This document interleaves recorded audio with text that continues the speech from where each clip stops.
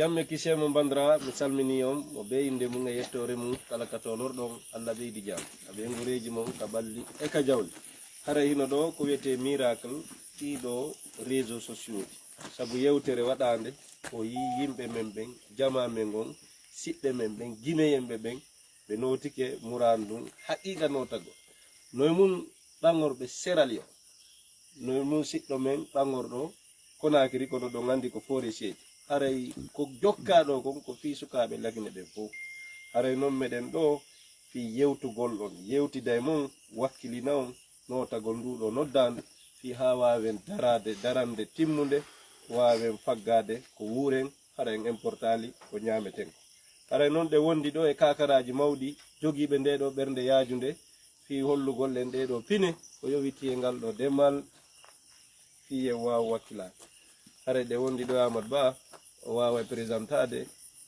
woda ko yewti min ko Amadou Ba minnete ko mi tawaɗo e ka équipe SEDA donc SEDA on ko centre d'incubation agricole donc objectif amen on ko formugol sukaɓe e mawɓe e yummiraɓe kala faloɗo d'agriculture ko formugol mo e formation de base on formation de base ɗon ko formation wawomo wallugol mo gollira agriculture ɓe yinnani men jannete no heɓira gandal moƴƴingol pijigol ton engrais ji ma ɗuma kono procédure fufugol danko soñita yeeya ɗum noon mi wollete par ce que minen ko ɗum mi rewi par ce que hande agriculture on fono faala ko golle mum e jama on préparaki ko ɗum sadi ka SEDA mi préparé to par ce que agriculture men gonta ko wo on réussite ji gon toon beeta heɓan échec to minen échec ji gomin heeɓi kon fof sago amen hannde komin vulgarise ɗum par ce que ko échec ji muusuɗi donc si a ala méthode ji gon toon no immitoroɗa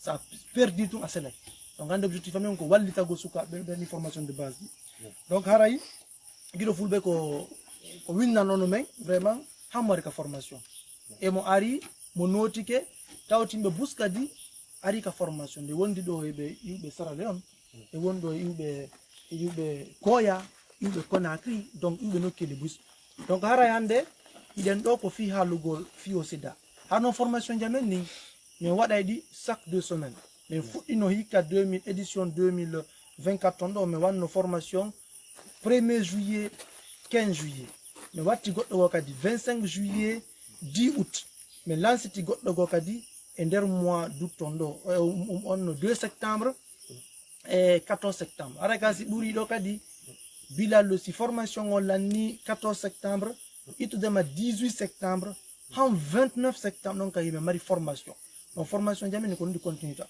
donc gara mi wondi ɗo kadi e Mamadou Saydou Ba ko kanko woni directeur technique SEDA on ko kanko ko min waɗi nde mojoɓere no mi walliro suuno mi wallira sukaɓe fiyo remugol donc gara kankam jonnamo holata. Ok, bon, moi je vais parler en français. Moi c'est Mamadou Saydou Ba, je suis ingénieur agronome. Je suis le directeur technique du centre d'incubation agricole de Guinée.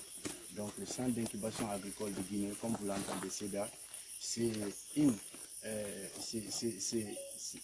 une innovation que nous avons mis en place pour accompagner la jeunesse guinéenne et même toutes les couches sociales de la Guinée qui veulent s'investir en agriculture pour se former avant de se lancer.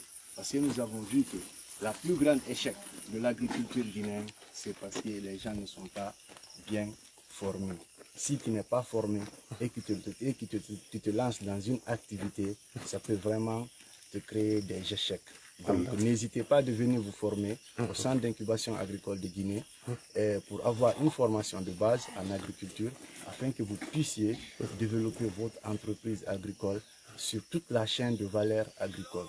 Donc, il n'est pas dit que si tu n'es pas instruit, si tu es âgé, si tu as dépassé 35 ans, vous savez, si c'est à partir de 35 ans, tu n'as plus accès dans les écoles professionnelles.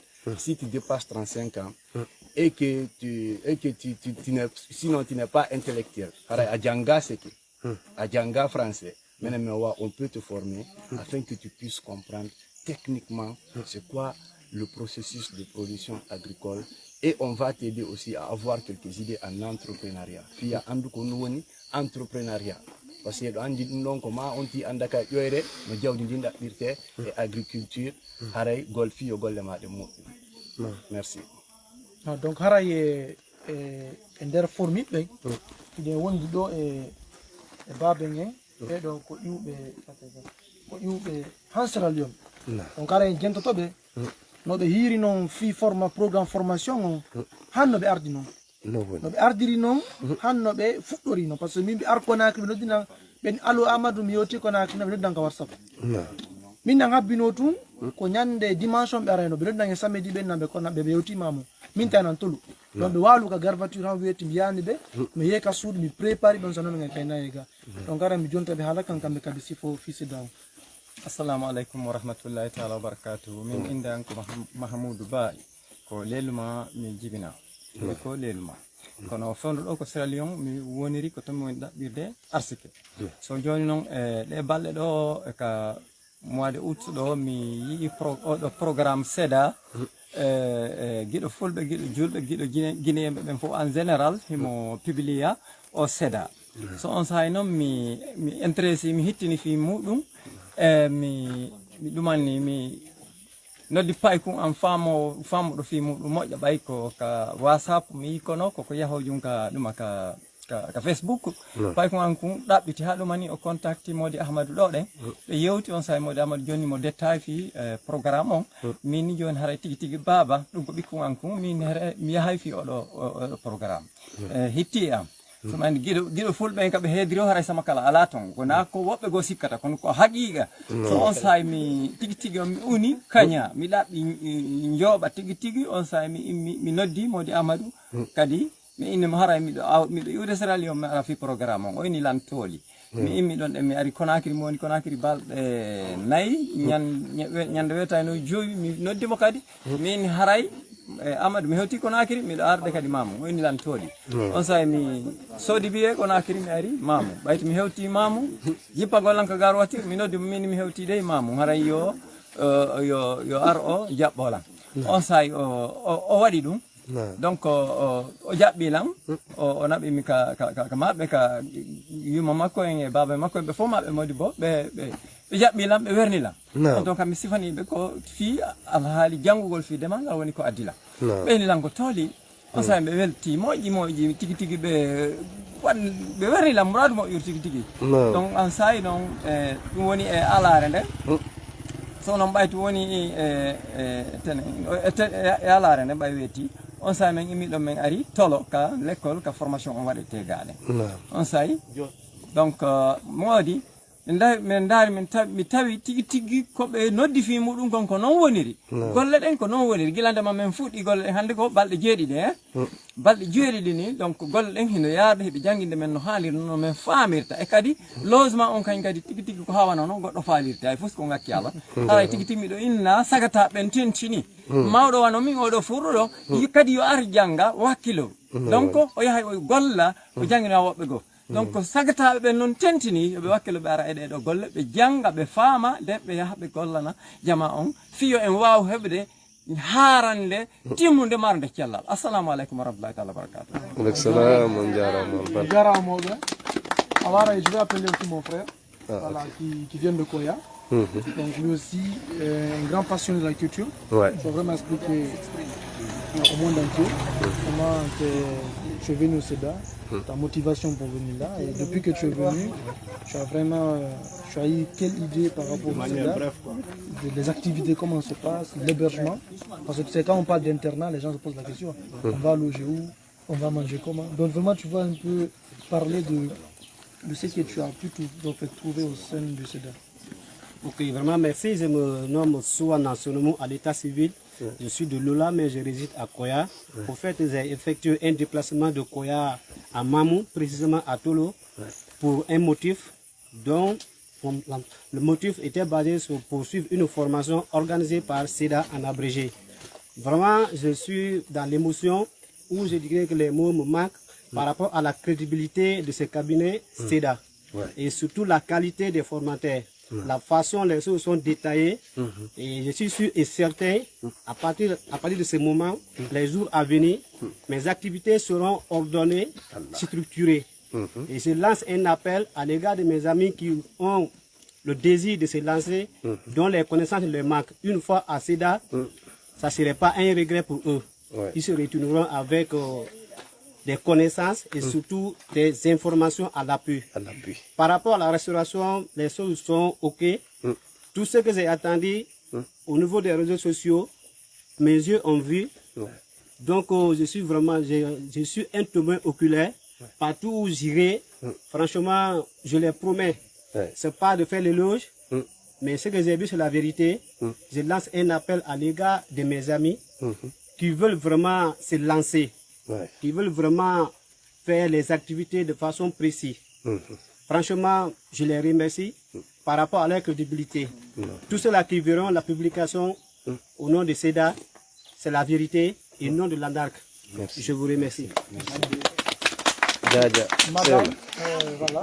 Madame Balde. Donc madame, elle m'a appelé, parce qu'elle m'a appelé après, donc, avec les occupations. Je ne décrochais pas, mais le jour où j'ai décroché d'abord, ça a vraiment chauffé. Parce qu'elle a crié sur moi. Voilà, donc, jusqu'à ce qu'elle est venue là, elle est de Koyi. Donc voilà. Donc, là, elle va vraiment aussi parler. Parce que je pense que c'est ça. Aujourd'hui, les femmes dans l'agriculture, les femmes devaient plus en fait s'intéresser à l'agriculture. Parce qu'aujourd'hui, l'agriculture, c'est l'une des conditions essentielles pour notre développement. Je vais donner la parole à madame. Et madame aussi, madame Kadhalana, et vraiment, voilà, midi, comment vous avez Assalamu alaikum warahmatullahi. Min ko même na fodi balde minete ko mi koy mais ko kona krimi mi ariga. J'ai un neveu qui m'a parlé de SEDA. Il m'a dit que est-ce que vous pouvez faire la formation? J'ai vu Guido Forbe partager. Il dit ok, il n'y a pas de souci, je vais me lancer voir. Et on m'a donné le numéro de M. Ba, mais vraiment, je l'ai appelé à maintes reprises, il n'a pas appelé. J'ai dit, est-ce que ce ne sont pas des arnaqueurs? Franchement parlé. Hein. Après, je lui ai demandé les modalités. Il m'a dit, vous déposez l'argent de l'inscription et après l'autre, vous venez avec. D'accord. Quand j'ai envoyé l'argent, il ne m'a pas répondu. Certainement, ce sont des arnaqueurs. Mais franchement, depuis que je suis venue, je me sens à l'aise, je me sens en famille. Par l'accueil, l'engouement qui est là, la motivation de tout un chacun de nous. Vraiment, je suis à l'aise, je suis dans ma famille. Et la formation aussi, elle est impeccable. Franchement, parce que moi, d'habitude, je n'aimais pas l'agriculture, ni l'élevage. Mais en fonction des explications, des pratiques que nous sommes en train de faire, franchement, je suis à l'aise. Et puis, ça m'aide à chaque fois que nous faisons la formation, je me dis, il faut que je me forme encore de plus. Et pourquoi pas former les femmes? Regardez, parmi 24 hommes, il n'y a que 3 filles. Mais les femmes, pourquoi pas vous? Venez, je vous en prie, venez, on va se former, on va se battre. On va avoir l'argent plus que les hommes. Je vous invite à venir. Voilà. Faut wowli, faut bien wowla. Misal minium. Kono no hawni mi anda siko réseau amen o woni faible mido landi on fo d'abord kala yiido o vidéo sendotugol mo groupe aji di fo bayru dum do wela hebude bandiraɓe wela hebude dey menen hari meden mari hakkil meden mari uyande e hawjande fi ngal do demal moradu moƴƴude kono hakkil e technique fu sari men ngala kono ko men ari do taw yewtereji ɗi men nani ɗin ɗum noon tum vraiment holli men laawol ko ngol men dowa jokkude harana émotion ji amen ɗin harana faale amen on men jokkata ko yaarugol gandal e technique hara menen ko men tawi ga kon no hawni metten abbere ɗum ko nema ɗum no ga on ittay kooƴe on soƴƴay on hirtoto waano ɗon kadi ka laaɓi duusuji ɗin no woodi courant 24 heures ndiyan no woodi hey are forme ɗon nangen soobe si tawi ɗon yiɗi lagine ɗiɗon faalayen ɓanto yiiɗo woyo sakito ɓayru en ala sifa ɗum ɗo hari argol waɗa yontere jonte ɗiɗi anda fii ko honno gandal remuru yarata ɗum ari ala dey ala joni noon kala faalaɗo ukkade onon diaspora faalaɓe finance ude remoɓe on ara e forme ɗon andon ko woni ton ɓayɗo son ari ko technicien ɓe wonɓe dans les pratiques ɓe yeeto toon ko woni toon kon faamon andon honno dépensir toon jawdi mon ndin e demal ngal haray men torike on seeɗagol ɗon hande bourse no finance ɗen mbuɗi men agriculture lay de résultat non woni ɓe naɓante compte d' exploitation ji ɓe wanna ɓe rentabilité ji wonde terrain on goɗɗo waɗande compte d' exploitation ma wannama compte ji golla ronka gasude par ce que agriculture on no landi technique ji donc ara wonɓen leydi porte wonɓen ka diaspora to mari soit mo finance ton maris ton faala finance gol are forme ɗon so wawatarde formagol ɗon wawi iɗon wawi windude himɓe maɗum miññiraɓe mo minen kala ɗo ka sédaga men transformé mo non woni ɓe geɓiɗo pay koye bus han gande ɓe yaltani Conakry ɓe ɗo non woni kono gandi so ɓe yiwi ɗo non mi andas ɓe hootay non donc a séda ko puissance komin transformé woni hakkille jama o donc aray jamɓe kisiye min salmini on aray ko ɗum eyno pay koye men koye pay koye axe ɓe ari ga pay koye axe koye ɓe faala remude ɓe engagé ɓe faala remude haray men torike on min jeeji on huwondirgol e naɓuɓe formation formagol ngol haray ko ɗum men tori on men buy men notike ɗo formation waɗowo ko arata ɗo men lansay aro mouradu moƴƴuru janga non iyon tawon jaka nano miijorno ɗon no billahi nano famirno ɗon no yarata tawon jaka ko gandal e technique haray ko ɗum men tori on oton jooɗoton e darugol men haala ɗum are tawa men ga ndiyan ala heltude bala ko ɓenen ɗo woni